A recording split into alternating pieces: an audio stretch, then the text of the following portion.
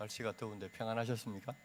예, 저는 우리 김성진 목사님하고 같이 동네 시찰에 소속되어 있고, 교회는 많이 지나다녀 봤지만 들어와서 목사님과 교제 나눠보는 건 처음입니다.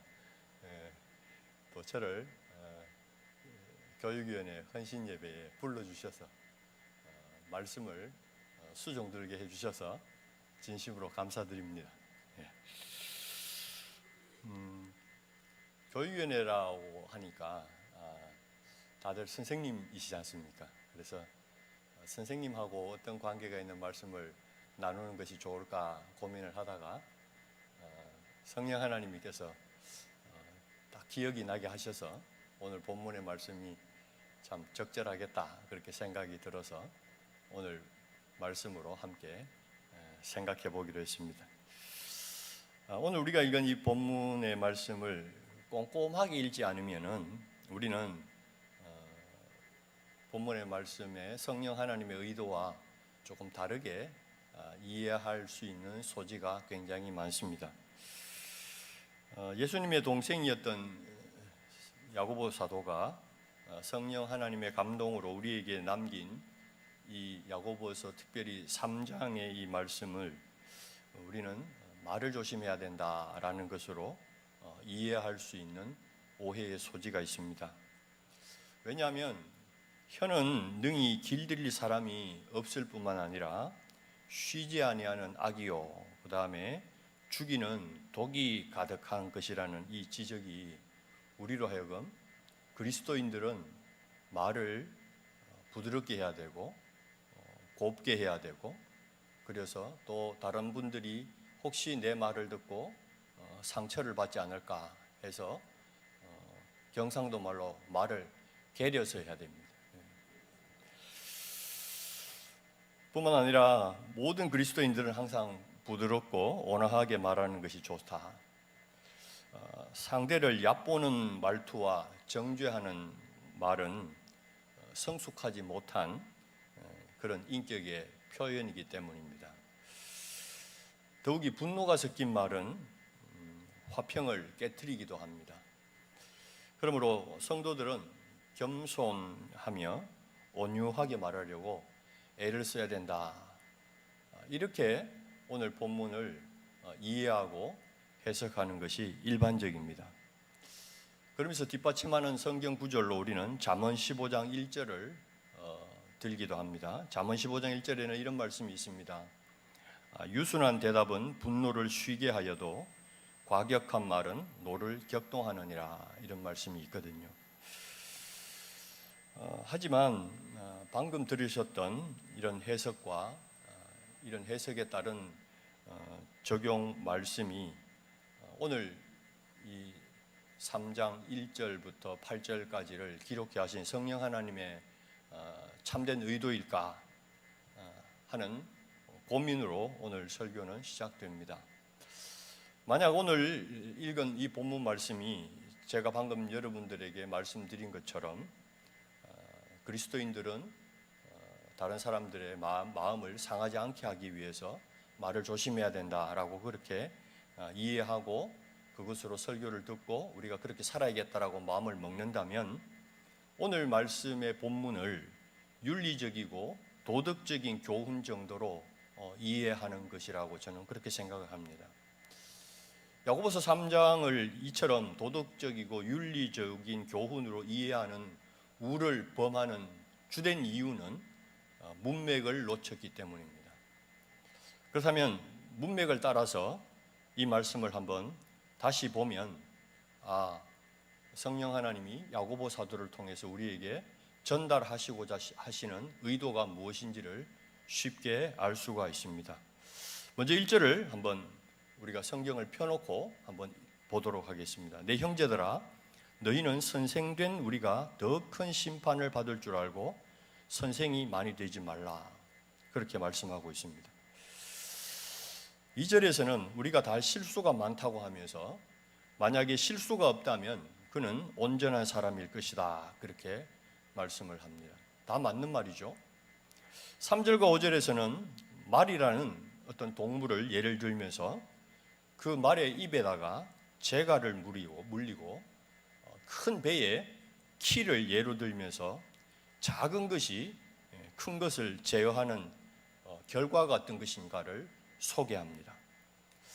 그리고 이어서 혀가 가진 힘이 어느 정도인지를 설명하면서 얼마나 작은 불이 얼마나 많은 나무를 태우는가라고 하면서 이 작은 것이 일으키는 큰 파장에 대해서 설명을 합니다. 방금 살펴본 것처럼 우리는 문맥을 따라서 성경을 차분하게 읽으면 분명한 사실 하나가 눈에 발견됩니다. 야고보 사도가 말하는 말, 그리고 야고보 사도가 말하는 말이죠. 말이 아니라 말입니다. 말, 곧 혀는 모든 그리스도인들의 언어 생활에 대해서 말하는 것이 아닙니다. 왜 그러냐면 1절부터 3절 사이에 반복적인 단어가 하나 있습니다. 1절에도 나오고 2절에도 나오고 3절에도 나오는 반복적인 단어가 하나 있습니다. 여러분들도 한글은 다 읽으실 것이기 때문에 보시면은 1절부터 3절까지 해서 똑같이 반복되는 단어가 하나 있다는 것을 발견하실 수가 있을 겁니다. 우리가라는 단어입니다. 우리가. 그렇다면 여기서 우리는 도대체 누굴까? 1절을 보시면 내 형제들아 너희는 선생된 우리가 이렇게 되어 있습니다. 여기서 야고보 사도가 편지를 쓰고 이 야고보서라는 편지를 받아서 읽고 있는 사람들이 형제들입니다. 내 형제들아. 그러면서 이 형제들을 다시 한번 반복하는 말이 너희가 그렇습니다. 그래서 이 야고보서라는 편지를 받아서 읽는 사람들이 야고보의 믿음의 형제들이고 동시에 그 사람들은 너희입니다. 근데 그 너희를 누구라고 하냐면은 너희와 동격의 관계를 이루고 있는 단어가 뭐냐면 선생이 되었다라고 해요. 그래서 내 형제들아 너희는 선생님들이다 이렇게 얘기하면서 그 선생님들이 바로 우리다라고 표현하고 있습니다. 그러니까 결과적으로 여기서 지금 형제들 그리고 너희 이분들은 교회를 섬기고 있는 교회 안에서 선생된 자들입니다. 그 사람들이 바로 우리입니다. 야고보가 얘기하는 우리입니다.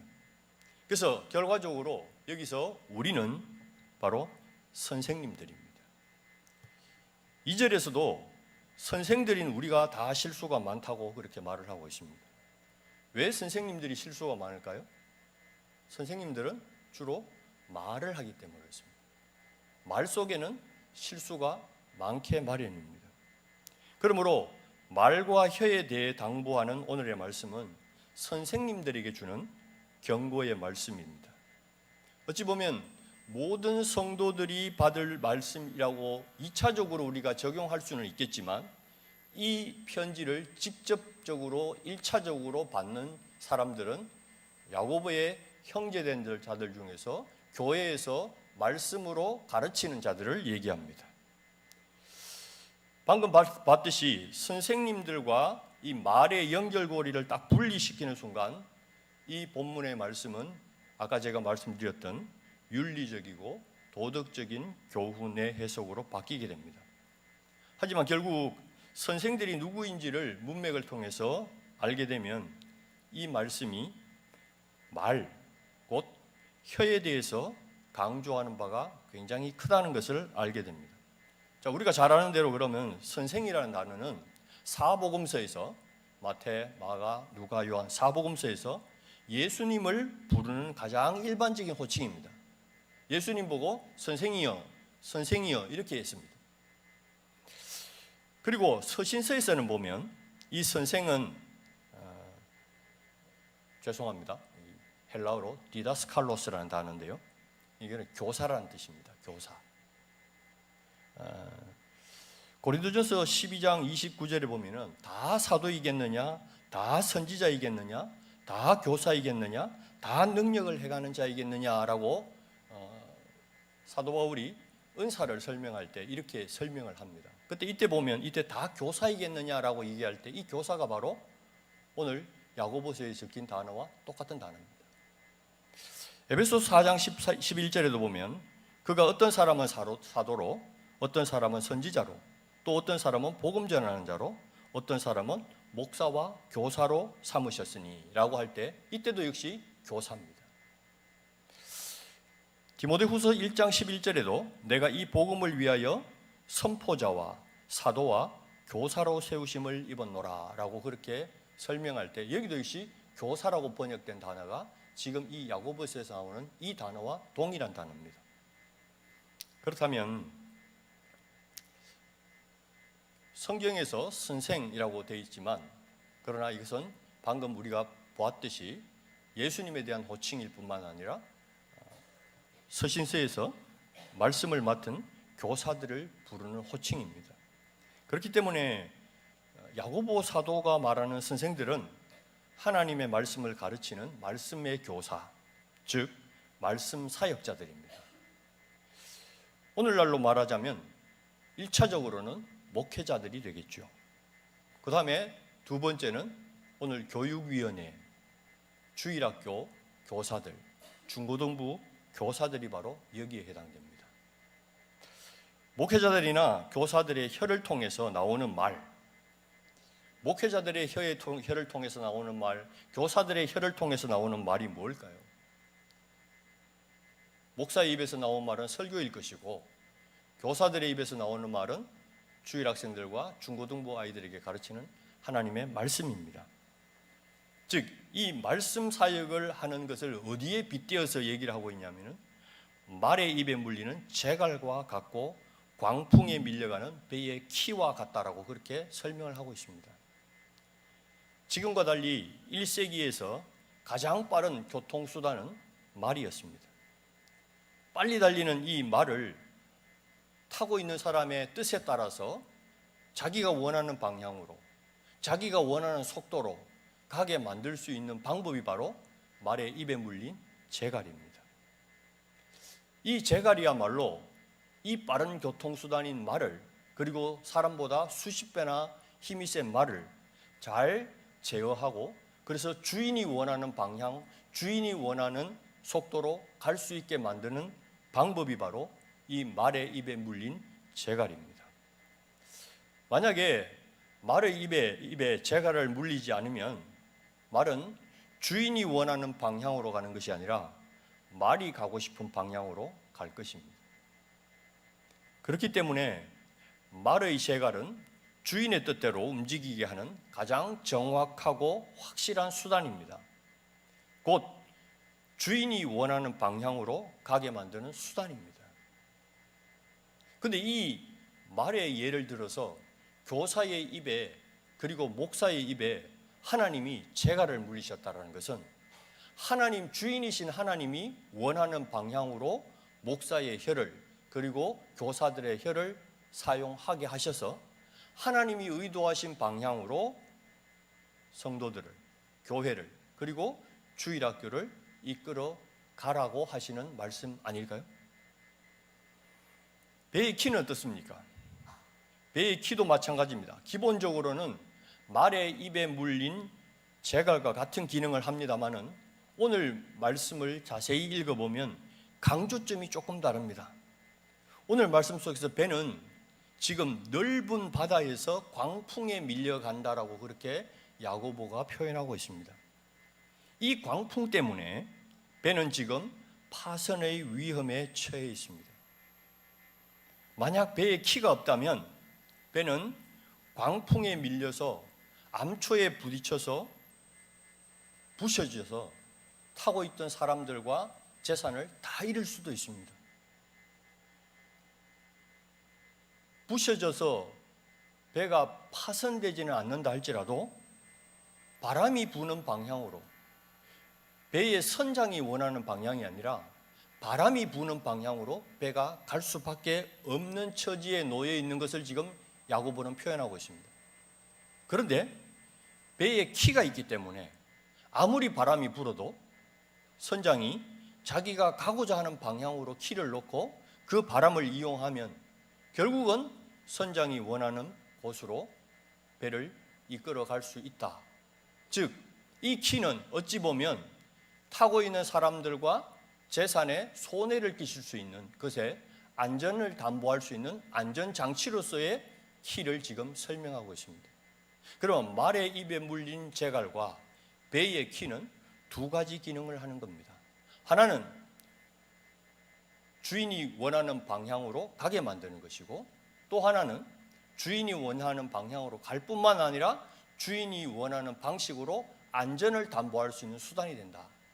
즉, 목사와 교사들이 학생들 앞에서 그리고 교회 앞에서 하는 설교와 말씀 사역이 하나님이 원하시는 이 교회의 주인이시고 주일학교, 중고등부 학생들의 주인이신 하나님이 원하시는 방향으로 갈 수 있게 만드는, 그리고 하나님이 원하시는 하나님 나라로 안전하게 도달시킬 수 있도록 하기 위한 하나님의 안전장치가 바로 말의 입에 물리는 재갈이요 배의 키인 겁니다. 그래서 하나님은 우리 목회자들과 그리고 교육위원회에 소속된 모든 주일학교와 중고등부 교사들의 입에 하나님이 재갈을 물리셨고, 그리고 우리 이 교회라는 이 큰 배를 하나님께서 키를 잡고 움직여 가시는데 교사와 목사를 사용하고 있다, 그 얘기를 하는 겁니다. 이어서 5절에는 보면 혀의 부정적인 기능에 대해서 설명을 합니다. 혀는 얼마나 작은 불이 얼마나 많은 나무를 태우는가라는 말을 통해서 하나님의 말씀을 잘못 이해한 목회자들과 그리고 하나님의 말씀을 하나님의 의도와 다르게 이해한 말씀 교사들의 잘못된 가르침이 교회 안에서 얼마나 두렵고 무서운 결과를 초래하는지에 대해서 경고하고 있습니다. 6절에서 혀는 불이다라고 말합니다. 성경에서 불은 하나님 자신을 소개할 때 불로 소개합니다. 나는 소멸하는 불이다라고 그렇게 자신을 소개하십니다. 그리고 시내산에 하나님이 강림하셨을 때 빽빽한 구름 가운데서 큰 나팔 소리 가운데 하나님이 불로 임재하셨습니다. 그래서 성경에서 불은 하나님 자신 혹은 하나님의 심판을 상징합니다. 그러므로 혀는 불이다라고 말했을 때 이 말씀은 혀는 곧 말씀 맡은 자의 혀, 말씀 맡은 자의 혀, 목회자의 혀, 그리고 중고등부 교사님들과 그리고 주일학교 선생님들의 혀를 통해서 선포되는 하나님의 말씀은 부정한 자와 죄인을 태우는 심판의 도구이기도 하다라는 말씀입니다. 우리 교사들이 목사님은 또 그렇다 치고 우리 교사들이 하는 게 그렇게까지 거창할까? 그냥 우리가 하나님의 말씀을 전문적으로 배운 신학생도 아닌데 우리가 그냥 하나님의 말씀을 가르칠 뿐인데, 그렇게 생각하시는 출발점부터 우리는 교사들의 마음이 달라져야 된다는 겁니다. 오늘 여기 야고보서를 통해서 주시는 말씀을 볼 때 목회자들이나 중고등부 교사님들이나 주일학교 선생님들이나 똑같이 하나님의 말씀을 선포하는 사람들입니다. 똑같은 하나님의 말씀을 선포할 때는 이 혀를 통해서 선포되는 하나님의 말씀이 죄인을 살리기도 하지만 죄인을 불에 태워 죽이기도 한다는 겁니다.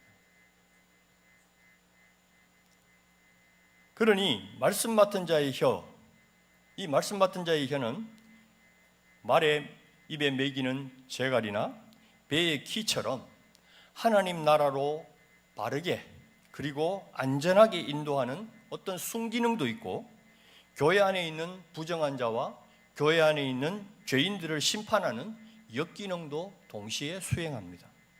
이 둘 다를 행하는 굉장히 무섭고 두려운 존재가 바로 뭐냐면은 목회자의 혀와 교사들의 혀라는 사실입니다. 그렇기 때문에 이런 혀를 길들이지 않으면 교회와 교회 학교는 큰 어려움을 겪게 되어 있습니다. 이런 의미에서 이 혀, 곧 하나님의 말씀이 잘못 이해되고 잘못 설포되면 바로 오늘 말씀에 나와 있는 것처럼 불의의 세계가 되는 겁니다. 우리 지체 중에서 온몸을 더럽히고 인생을 불사르는 것이 바로 혀라고 말했습니다. 바르지 못한 말씀이 교회에 가져올 비참함에 대해서 오늘 야고보 사도는 우리에게 경고하고 있습니다. 말씀을 정리하면서 마치겠습니다.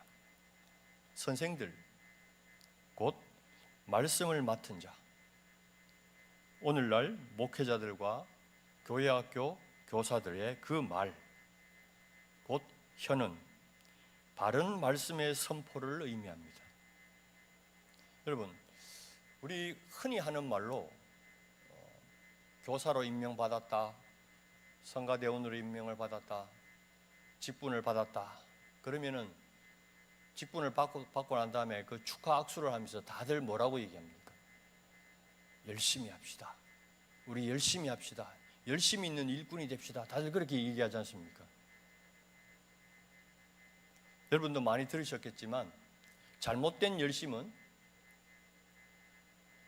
그가 속한 집단에 큰 화를 일으킵니다. 무엇보다 교회는 열심도 중요하지만 바르게 함이 훨씬 더 중요하다고 생각합니다. 잘못된 열심이 다른 방향으로 열심을 부린다면 하나님이 원하시는 바른 방향으로 가는 열심이 이 잘못된 열심에 다 주눅이 들어서 덮여버립니다. 하나님은 이 방향으로 가기를 원하시는데 다른 열심 때문에 이 방향으로 가는 열심이 더 강하다면 그 교회는 겉으로 보기에는 아무런 문제가 없어 보이지만 결과적으로는 하나님이 너희 교회를 내가 모른다 할지도 모릅니다. 오늘 이 말씀을 통해서 우리에게 주는 이 혀는 특히 선생들의 혀는 바른 말씀의 이해를 강조하고 있습니다.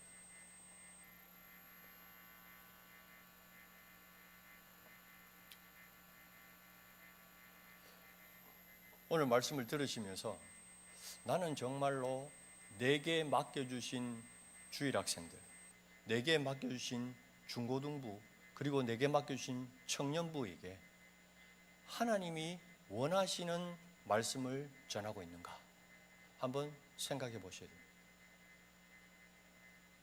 나의 이해가, 나의 성경에 대한 이해가, 나의 하나님의 말씀에 대한 이해가 짧아서 나의 혀로 나오는 이 말을 통해 내게 교육을 받고 있는, 내게 가르침을 받고 있는 이 아이의 장래가 하나님이 원하시는 방향으로가 아니라면 이보다 더 엄청난 일이 어디에 있겠습니까?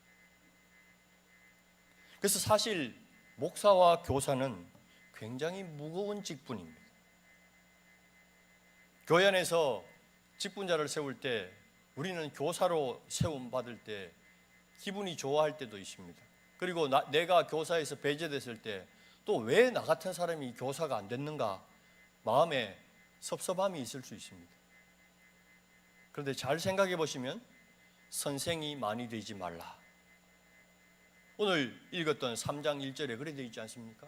선생된 우리가 더 큰 재난을 받는다는 사실을 알고 선생이 많이 되지 말라. 선생이 되려면 어떻게 해야 된다?